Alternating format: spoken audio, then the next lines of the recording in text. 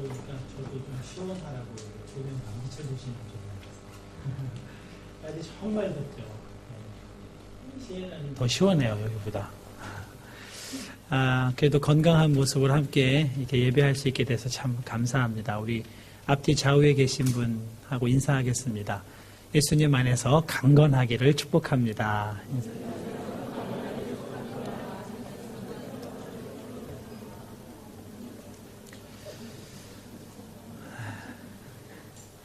지난 주간 우리 서태영 목사님을 포함해서 한마음 지체 10명이 알바니아 단기 선교를 다녀왔습니다.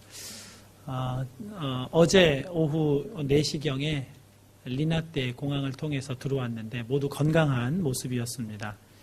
교회로 와서 교회 밑에 바에서 아이스 커피를 함께 마시면서 선교 다녀온 이야기, 소감도 나누는 시간을 가졌는데요. 선교 현장 이야기를 듣는 건 정말 들을 때마다 감동이 있는 것 같습니다. 가슴이 뜨거워지는 것을 느낄 수 있었습니다.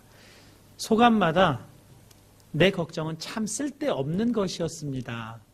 정말 하나님이 하셨습니다. 이런 고백들이 많았습니다.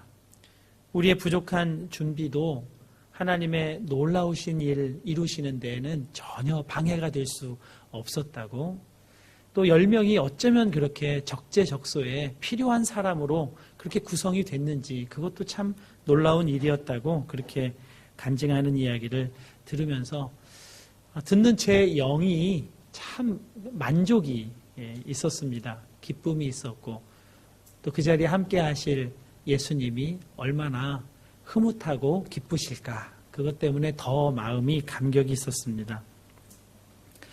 지난 주일 저녁에 시에나로 내려가는 중에 서태영 목사님으로부터 전화를 받았어요. 불길한 전화였습니다. 떠나기 전날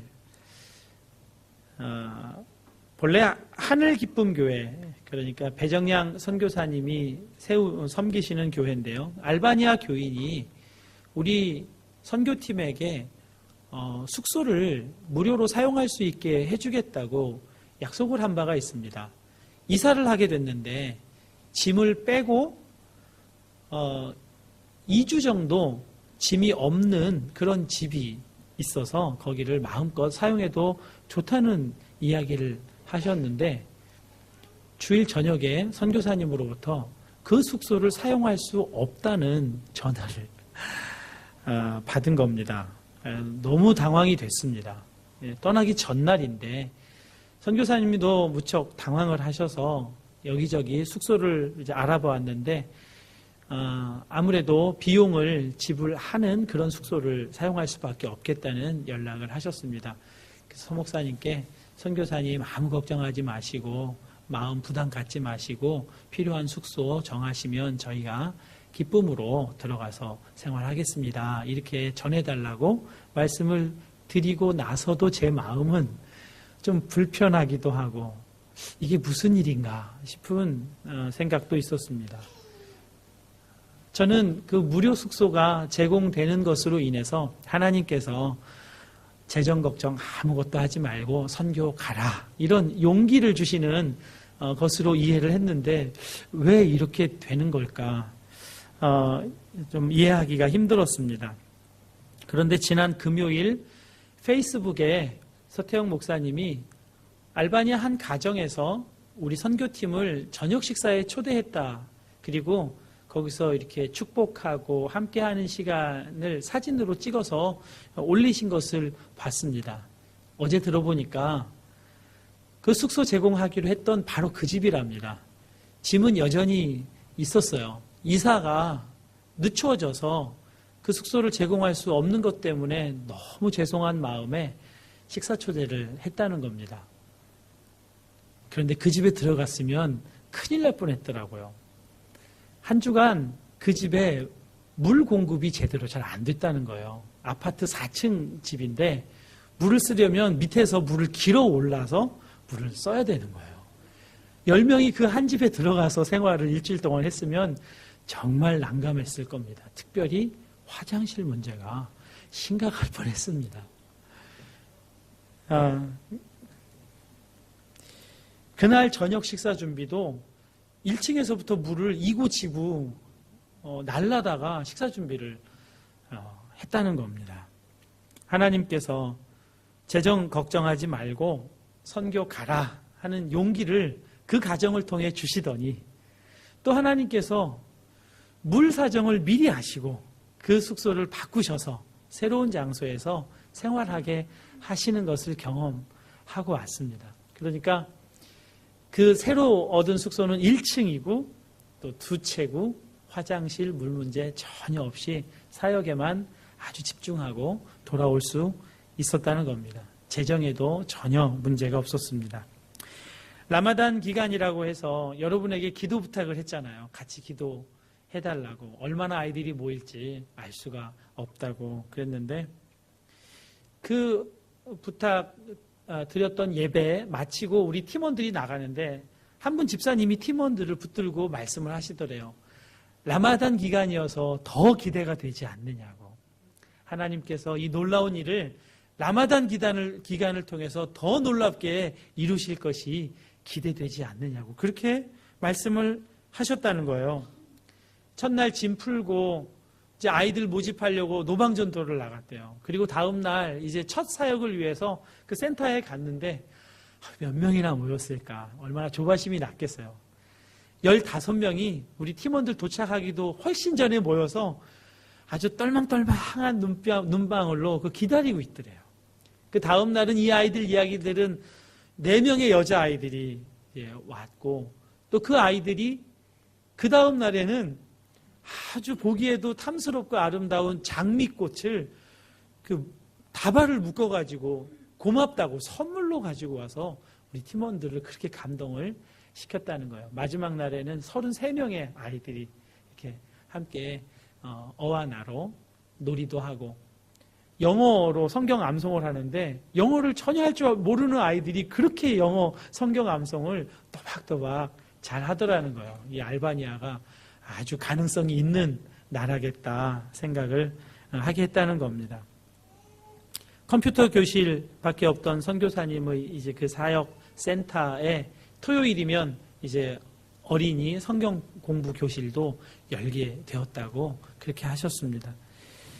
라마단 기간이어서 더 기대가 되지 않느냐는 그 집사님 말씀대로 놀라우신 하나님의 역사가 그 현장에서 이루어지는 것을 다 경험하고 돌아와서 너무나 감사하고 감격이 있었습니다.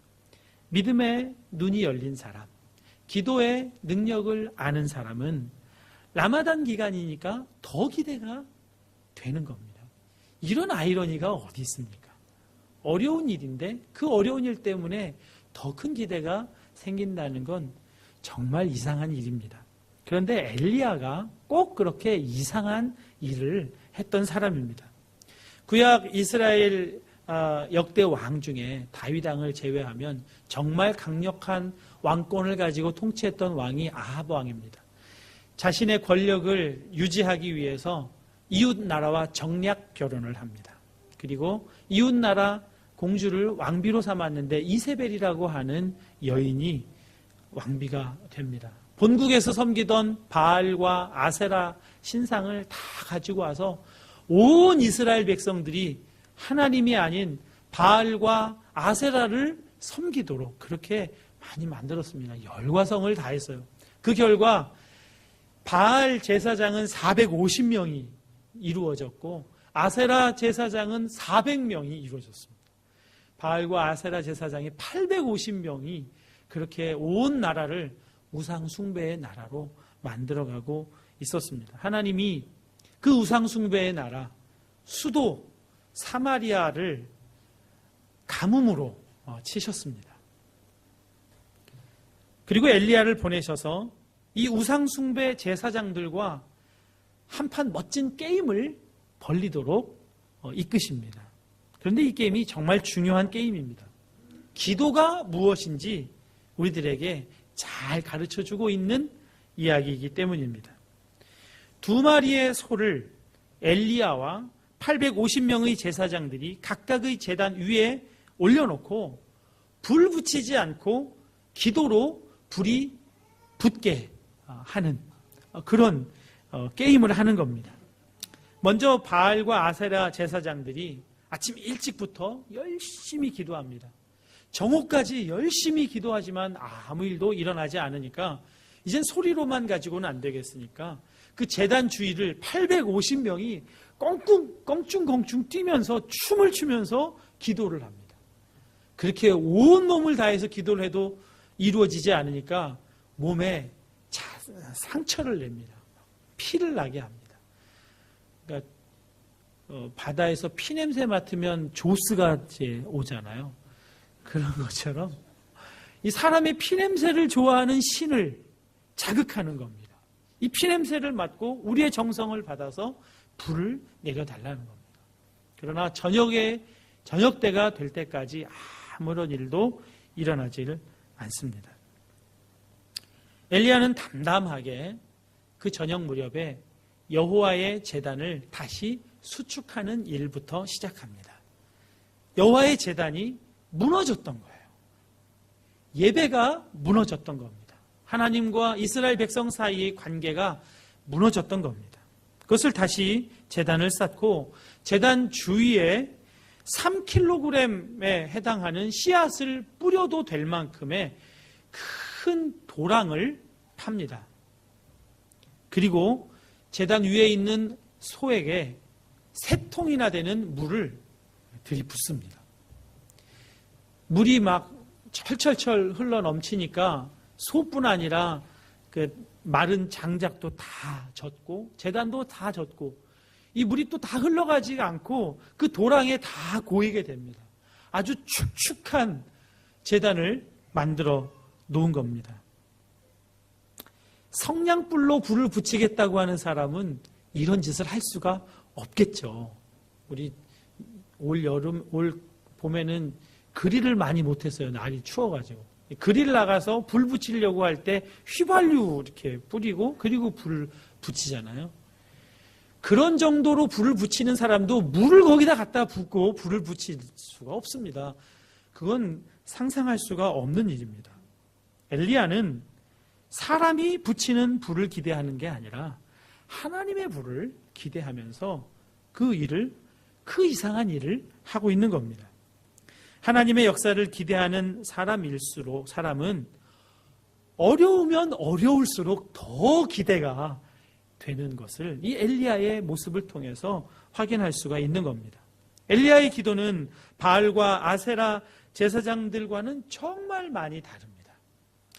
열왕기상 18장 36절 37절 말씀입니다.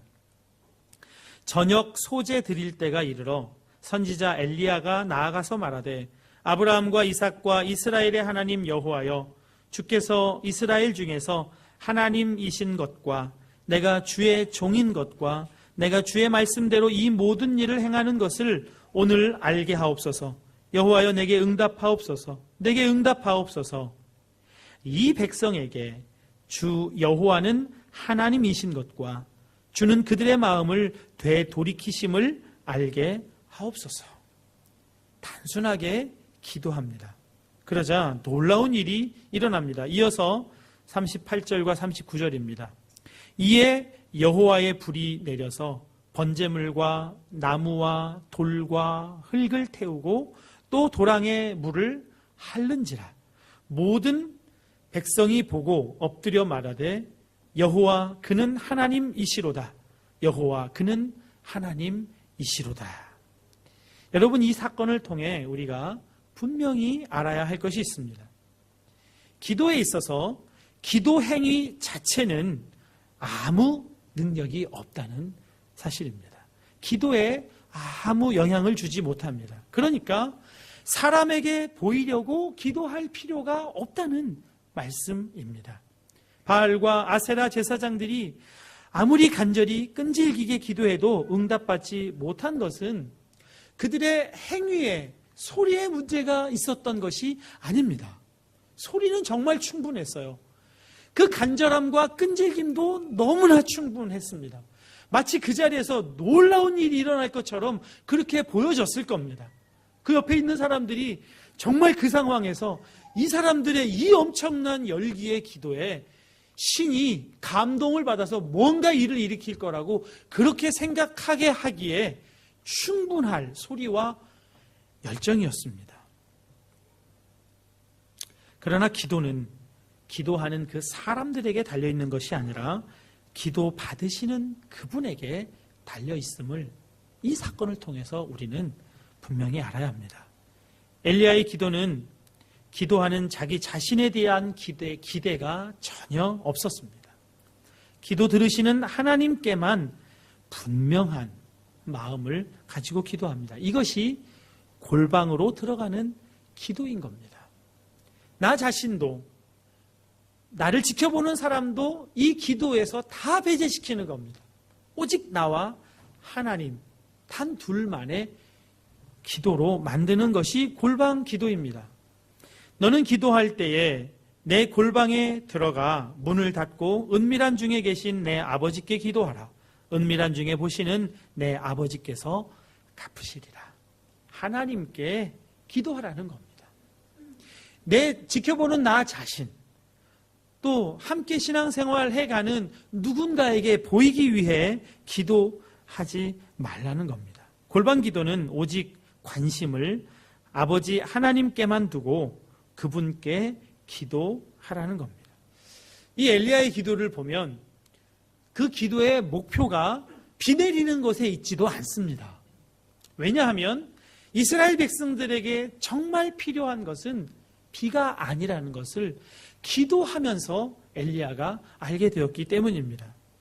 구하기 전에 너희에게 있어야 할 것을 하나님 너희 아버지께서 아신다는 것을 엘리야는 너무나 잘 알고 있습니다. 이스라엘 백성들에게 이스라엘 자신들보다 더 필요한 것이 무엇인지를 하나님이 아신다는 것을 엘리야가 알았습니다. 그래서 엘리야가 구했던 것은 다른 것이 아니라 여호와가 우리의 하나님 되심을 백성들이 알게 해달라는 겁니다. 그대로 됐잖아요. 그 불이 떨어지는 것을 보고 백성들이 뭐라고 고백을 하죠? 하나님이 우리의 하나님입니다. 여호와가 우리의 하나님입니다. 이렇게 고백을 하는 겁니다. 이것이 하나님을 기쁘시게 하는 기도였습니다. 기도하는 사람들은 알아요. 처음 기도하는 자리에 나올 때는 괴로움이 있고 고통이 있고 두려움이 있고 가뭄이 있어서 기도하러 나오지만 기도하면서 이미 하나님께서 이 상황을 통하여 하실 일들을 하고 계심을 알고 이것을 통해서 하나님이 우리를 어떻게 다루실지, 우리에게 진짜 필요한 것을 하나님이 주시려고 이 상황을 만들어 가신다는 것을 기도하는 사람은 알아요. 그래서 기도가 달라집니다.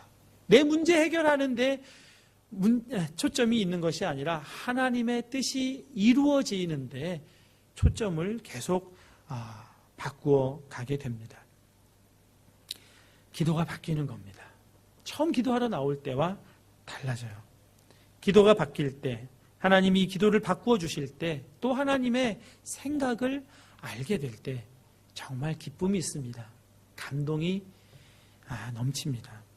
하나님과의 관계가 회복되는 것, 그것이 하나님이 우리를 기도시키시는 가장 중요한 목적입니다. 구하지 않아도 우리에게 필요한 게 뭔지 다 아세요. 그런데 왜 기도하라고 하시죠? 기도하고 받은 사람만 이것이 하나님을 통하여 이루어진 것을 깨닫기 때문입니다. 하나님과의 관계가 더 깊어지는 자리로 나아가게 하기 위해서입니다. 지금 이스라엘 백성들에게 가장 필요한 것은 물이 없는 가뭄, 이 기갈을 해결하는 것이 아니라 말씀이 없는 기갈을 해결해야 한다는 것을 우리 엘리야를 통하여 가르쳐주고 계십니다. 또 하나님이시면 충분하다는 것을 가르쳐 주시기 위한 겁니다. 왜 선교 현장에 가면 그렇게 놀라운 일들을 경험하게 되는 것일까요? 이 배정양 최홍화 선교사님은 단기팀이 오면 꼭 시키는 미션이 있답니다. 한 2,000원 정도 돈을 주고 한 사람 버스비가 300원 정도 된대요. 근데 버스를 타고 그 티리아나 시내를 혼자 다니면서 5군데에 가서 찍고 확인하고 그리고 숙소로 돌아오는 미션을 시킨다는 겁니다. 그래서 모두 다 흩어져서 5군데를 다 찍고 돌아오는데 다니다가 같은 팀원을 만나도 절대로 아는 척을 해서는 안 된다는 거예요. 도와줘서도 안 되고 딱 모른 척하고 완전히 혼자 해야 된다는 거예요. 부부가 같이 갔는데 우리 팀원 중에 부부가 있었는데 부부가 길에서 만났는데도 서로 아는 척을 안 했다는 거예요. 선교지여서 그 상황을 이렇게 잘 넘기고 왔지 여기였으면은 뭐 이혼 소송 뭐 이렇게 갔을지도 모르는. 그 목표가 뭐죠? 금방 아시겠죠? 그렇게 하면 그 시내 혼자 다 알게 되는 거잖아요. 얼마나 긴장하고 얼마나 집중해서 그 시내를 둘러보겠습니까? 그런데 그 이야기를 그럴 때 그것은 단기 선교팀이 하나님 밖에는 믿을 때가 없도록 만드는데 정말 좋은 훈련이라는 생각을 하게 했습니다. 하나님 밖에는 믿을 때가 없기 때문에 그 하나님께서 이루시는 그 일들을 경험하고 볼 수 있는 눈도 열고 경험하고 돌아오게 되는 겁니다. 하나님이 기뻐하시는 기도는 끈질긴 기도, 간절한 기도 아닙니다. 하나님이 기뻐하시는 기도는 길게 하는 기도, 말을 많이 하는 기도 아닙니다. 하나님이 기뻐하시는 기도는 과부의 기도입니다. 예수님이 비유로 한 과부 이야기를 해주신 적이 있습니다. 이 과부에게 억울한 일이 있었어요. 아무 힘도 능력도 없는 이 과부가 찾아갈 때는 재판관 한 사람입니다. 그런데 이 재판관이 못되기로 소문이 났어요. 하나님도 두려워하지 않고 사람도 안하무인으로 생각하는 재판관이에요. 그 재판관을 날마다 찾아가서 날마다 억울한 일을 해결해 달라는 겁니다. 재판관이 나중에 생각을 하죠. 내가 이거 안 들어주다가는 아주 지겹도록 귀찮게 생겼으니까 들어주자. 이러고 그의 소원을 들어준다는 이야기입니다. 이 이야기를 들을 때 끈질긴 기도, 간절한 기도, 그걸 하나님이 들어주시는 그런 이야기인가 보다 그렇게 생각할 수 있습니다. 근데 끈질겼죠. 간절했습니다. 그런데 그 끈질김과 간절함의 뒤에는 무엇이 있습니까? 이 과부의 무력함입니다. 아무것도 할 수 있는 일이 없는 거예요. 아무것도 이 여인에게서 나올 수 있는 힘이 없어요. 아주 못되고 정말 재판도 자기 마음대로 하는 재판관이지만 그 사람 찾아가는 것 외에는 할 수 있는 일이 아무것도 없어요. 그러니까 그 무력함 때문에 그렇게 끈질기게 그렇게 간절하게 그 재판관을 찾아간다는 겁니다. 오직 하나님께만 무언가를 기대하고 바라는 가난한 마음의 기도, 그것을 우리 하나님이 듣기 원하신다는 겁니다. 나는 이제 십자가에서 죽었습니다. 내 능력도, 내가 무언가를 할 수 있다는 생각도, 내가 뭔가를 이루어야 된다는 그 계획도 다 십자가에서 못 박아 처리하고 나는 아무것도 아닌 사람으로 주님 앞에 나아갈 때 주님이 그 기도를 기쁘게 여기시고 받으신다는 겁니다. 나는 없어요. 나는 없고 오직 내 안에 생명이신 예수님이 이끄시는 대로 기도하는 것뿐입니다. 그때 주님이 우리의 기도를 기쁘게 들으시고 응답하시는 것을 경험해 나갈 수 있다는 겁니다. 그것이 무력함의 기도입니다. 하나님이 우리들에게 정말 구하시는 기도는 이 무력함의 기도입니다. 아침에 일어나면 여러분 어떻게 하세요? 이제 몇 년 전부터 저는 아침에 일어날 때 가장 먼저 예수님이 생각납니다. 이건 정말 놀라운 은혜이고 기쁨입니다. 예수님 생각하고 예수님 부르고. 근데 지난 주간에 아침에 핸드폰에 문제가 있고 이래서 늦게 일어났어요. 일어나면서 늦었네요, 예수님. 말씀 묵상을 해야 되는데 숙제를 안 한 게 생각이 나는 거예요. 숙제를 해야 되나? 말씀 묵상해야 되나? 갈등이 되더라고요. 그래서 주님, 아침 말씀 묵상하는 거 종교행위 아니잖아요. 제 사정 아시죠? 저 이렇게 예수님 부르고 바라봤으니까 숙제하겠습니다. 근데 그거 허락하시질 않는 것 같아요. 그래서 그러면 말씀은 제가 읽겠습니다. 그리고 큐티 말씀을 이렇게 읽어가는데 눈은 읽는데 내용은 하나도 생각이 안 나는 거예요. 그냥 빨리 이 시간을 지나가야 되겠다는 생각밖에는 없는 거죠. 그때 참 주님이 제 마음에 꾸짖으시는 것이 느껴졌습니다. 너는 지금 이 시에나에 와서 공부할 수 있는 시간을 누가 줬냐? 공부할 수 있는 재정을 누가 줬냐? 공부할 수 있도록 내가 다 해줬는데 이 아침 시간에 그 시간을 구별하여 나에게 바치고 숙제 문제 나한테 맡길 수 있을 만큼 그만큼도 안 되냐? 그런 꾸지람이 느껴졌습니다. 그래서 에이, 창피 당하자. 숙제 내려놓고 말씀 읽고 정말 말씀이 주시는 새 힘, 새 기운 이렇게 받고 오늘 하루를 이끌어 가실 주님을 기대하고 오늘도 기적을 주옵소서. 그렇게 새 힘을 가지고 시간이 조금 그래도 있어서 숙제를 폈는데 숙제가 이렇게 쉬운 줄 몰랐어요. 생각보다 아주 짧게 숙제를 해결하고 학교에 갈 수가 있었습니다. 저녁에 가족 모임을 하는데 인터넷으로 스카이프로 가족 모임을 합니다. 가족 셋이 노트북 하나에 얼굴을 다 이렇게 모으고 저를 이렇게 바라보고 저도 그 세 사람을 바라보면서 가위바위보도 하고 기도를 가족 모임을 합니다. 하루 종일 피곤한 날은 가족 모임 하지 말고 그냥 지나갈까.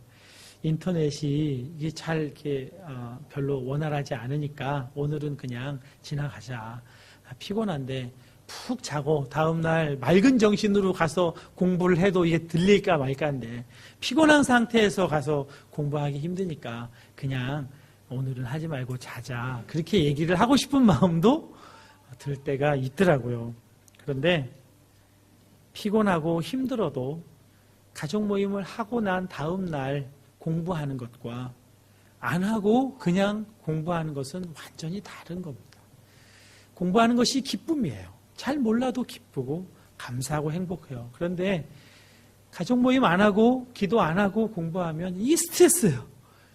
스트레스고 왜 이렇게 안 들릴까 자책하고 우리 교인들이 테스트할 텐데 걱정하고 염려하고 그렇습니다.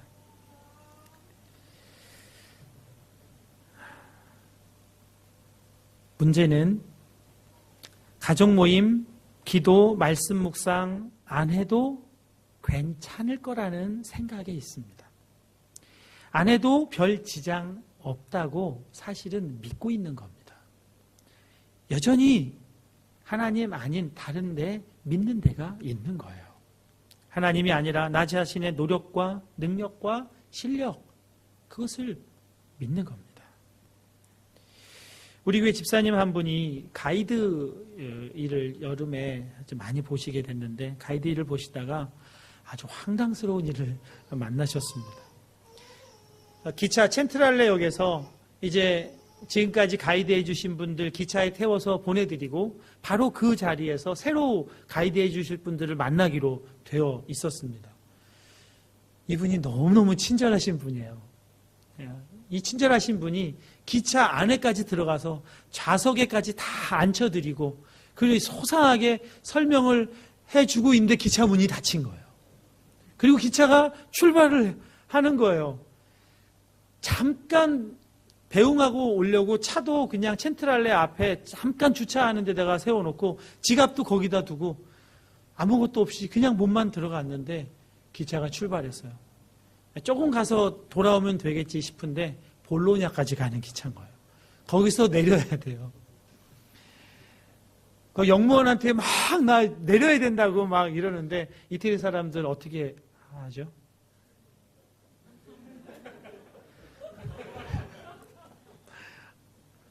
볼로냐까지 가서 거기 가이드 해주신 분한테 돈 빌려서 그 전화로 다음 팀 약속 시간 연기하고 그리고 돌아오는데 얼마나 조바심이 났겠어요. 그 차가 제대로 있을지. 집에 오셨는데 눈이 괭하게 내려갔다고 하더라고요. 근데 마침 센트럴레역에 와서 이제 차에 가보니까 차에는 아무 이상도 없고 차도 그냥 그대로 있었다고 해요. 근데 그분이 그 일을 겪으면서 한 가지 깨닫게 됐다고 합니다. 내 인생의 마지막이 이런 식으로 끝날 수도 있을 텐데, 하나님 나라 가는 기차 타고 아직 가족들한테 작별 인사도 못하고 지갑도 없이 전화 한 통 못하고 그냥 갑자기 문 닫혀서 그냥 떠나가는 일도 있을지 모르는데, 나는 다른 데 정신 팔고 안내방송도 못 듣고 그냥 그렇게 살다가 인생 끝낼 수도 있겠구나. 아찔한 생각이 들었다고 합니다. 잠들어 있는 인생들은 모두가 다 이렇습니다. 야고보서 4장 14절 말씀입니다.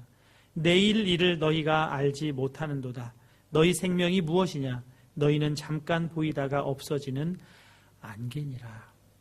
안개에 불과한 인생을 여전히 믿고 살아가라고 사단은 틈만 나면 우리를 속이는 겁니다.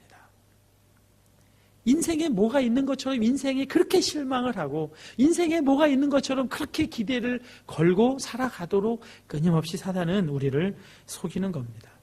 누가복음 17장 26절 이하에 주님이 종말의 때에 관해서 이렇게 말씀해 주셨습니다. 노아의 때에 된 것과 같이 인자의 때도 그러하리라. 노아가 방주에 들어가던 날까지 사람들이 먹고 마시고 장가들고 시집가더니 홍수가 나서 그들을 다 멸망시켰으며, 또 롯의 때와 같으리니 사람들이 먹고 마시고 사고 팔고 심고 집을 짓더니 롯이 소돔에서 나가던 날에 하늘로부터 불과 유황이 비오듯 하여 그들을 멸망시켰느니라. 인자의 나타나는 날에도 이러하리라. 몰랐다는 거예요. 마지막 날을 전혀 몰랐어요. 왜 몰랐어요? 지금 우리들이 사는 것보다 흉측한 죄를 범해서 몰랐던 것이 아니라고 말씀하고 있습니다. 먹고 마시고 집 짓고 장가들고 시집가고 일상생활을 하느라고, 일상생활에 푹 빠져 사느라고 천지를 분간 못하고 살아갔다는 겁니다. 마지막 때를 전혀 알지 못했다는 거예요. 그런 일상적인 생활, 아무 일도 일어나지 않을 것 같은 그런 생활에 종말이 임하는 것을 모른다는 겁니다. 도둑같이 와서 그럴까요? 우리는 전혀 모르는 방식으로 오기 때문에 그럴까요? 그렇지 않아요. 그 앞서 말씀입니다. 17장 23절 24절입니다. 사람이 너희에게 말하되 보라 저기 있다, 보라 여기 있다 하리라. 그러나 너희는 가지도 말고 따르지도 말라. 번개가 하늘 아래 이쪽에서 번쩍이어 하늘 아래 저쪽까지 비침같이 인자도 자기 날에 그러하리라. 주님 오시는 그날 누구나 다 알 수 있게 온다는 거예요. 번개가 번쩍하고 치면 번쩍하고 친 거기만 아는 게 아니라 이쪽 하늘에서도 알 수 있게 그렇게 다 알게 오신다는 겁니다. 그런데 왜 몰라요? 일상생활에 깊이 빠져 있으니까 모르는 겁니다. 그날이 와도 모르는 거예요. 도둑같이 몰래 오시는 게 아닌 겁니다. 하루 기도하지 않고 사는 것 별일 없겠죠. 네, 별일 없습니다. 그러나 문제는 하루 기도하지 않아도 별일 없을 거라는 우리의 믿음에 문제가 있는 겁니다. 그 믿음이 그냥 일주일을 기도 없이 그냥 지나가게 하는 겁니다. 그러면 더 분명한 믿음이 생기겠죠? 이렇게 일주일 기도 안 하고 살아도 아무 일 없네. 완전히 일상에 빠져서 잠들어 살아가는 줄도 모르고 그냥 그렇게 살아가는 겁니다. 일상생활도 내가 잘 해나가면 된다는 생각으로 사는 겁니다. 평범하게 이 이태리에서 공부하고 일하면서 하는 것도 너무 힘든데 기도까지 하라는 게 부담되시나요? 기도하지 않아서 더 피곤한 인생을 사는 줄 여러분 아셔야 하는 겁니다. 기도해서 몸이 피곤한 게 아니라 기도하지 않아서 인생이 피곤하게 계속 되어가는 겁니다. 하나님께 잘 보이려고 기도하거나 오랜 시간 기도해야만 들어주시는 것은 아닙니다. 그렇지만 우리들에게 정한 기도 시간은 반드시 필요합니다. 그건 우리에게 게으르고 악한 죄성이 있기 때문에 그렇습니다. 시에나까지 가서 공부를 꼭 해야 했나 하는 그런 생각이 가끔 듭니다. 오랫동안 운전해서 갈 때. 또 수업 시간도 하루에 4시간 정도밖에는 안 돼요. 그냥 밀라노에 있는 학원에 다녀도 되지 않아. 그런 생각도 들고, 밤에 혼자 외롭게 잘 때, 그때도 꼭 여기까지 왔어야 했나 하는 생각을 합니다. 그런데 결정적인 차이가 있습니다. 시에나에서는 어떻게든 이태리어를 해요. 근데 밀라노 딱 오는 순간부터 전혀 이태리어를 안 합니다. 그러니까 아마 학원을 다녔어도 그랬을 거예요. 학원 가서 공부할 때는 이태리어를 하겠지만 집에 와서는 전혀 사용하지 않을 겁니다. 근데 시에나에서는 이태리어를 안 할 수가 없어요. 이태리어를 해야만 하는 환경이에요. 물건을 사도 그렇고. 학교에 학생들하고 같이 스터디 그룹을 만들었습니다. 같이 밥 먹고, 같이 숙제하고, 같이 공부해요. 그러니까 다 이태리어를 못해도 영어는 다들 잘해요. 그런데 이태리어로만 합니다. 그냥 단어 연결하는 수준이라도 이태리어로만 대화를 해요. 그러니까 저녁 때 집에 가면 너무 피곤한데 그렇게 안 할 수가 없어요. 시에나에 있으니까 그렇게 해야만 해요. 근데 몬테풀치아노에 우리 형제 하나가, 전에 우리 교회 섬기던 형제 하나가 오페라하러 왔어요. 그래서 우리 선생님 2분, 학생들 데리고 공연 구경 갔는데 그 형제 만나니까 그냥 바로 한국말이 튀어나오더라고요. 안 시켜도 한국말은 그냥 나와요.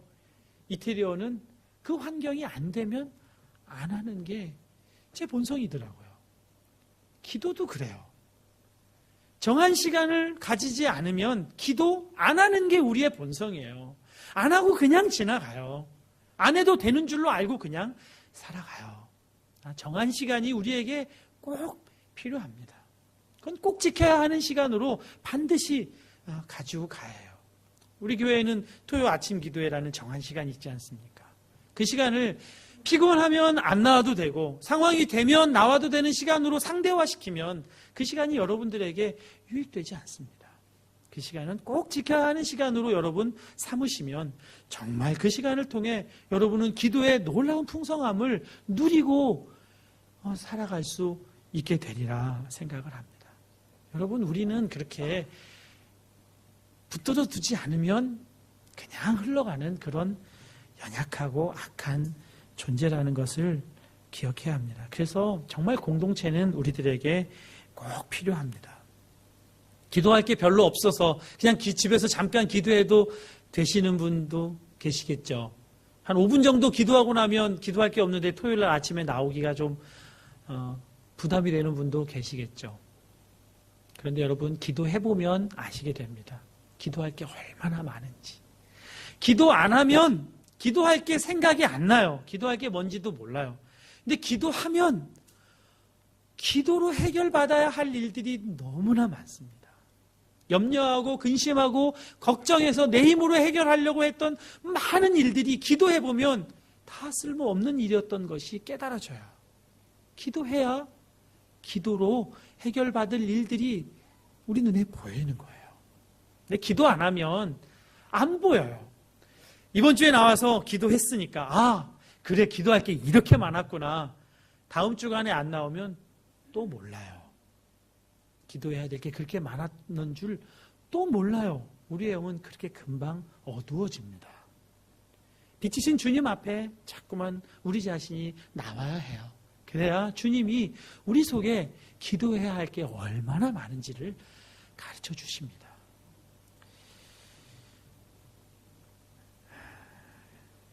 공부해보면 공부할 게 얼마나 많은 줄 아시잖아요. 이태리어 공부해보니까 정말 한도 끝도 없는 게 이태리어구나 하는 것을 알겠더라고요. 여러분, 기도하셔야 기도에 힘도 붙고 기도해야 할 것들이 보이고 기도 응답의 놀라운 기쁨도 누리고 살아갈 수가 있는 줄로 여러분 믿으실 수 있기를 바랍니다.